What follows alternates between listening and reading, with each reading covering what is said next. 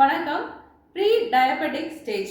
இந்த ஸ்டேஜில் இருக்கிறவங்க எந்த வகையான உணவு எடுத்துக்கிட்டா அவங்களுக்கு டயபெட்டிஸ் மெலிட்டஸ் வராமல் தடுக்க முடியும் அப்படின்னு சொல்லி நம்ம பார்க்கலாம். ஒரு சிலருக்கு உடல் ரொம்ப சோர்வாக இருந்துகிட்டே இருக்கும். ஒர்க் ப்ரெஷர்னால என்ன பண்ணுவாங்கன்னா ஒழுங்காக தூங்க மாட்டாங்க.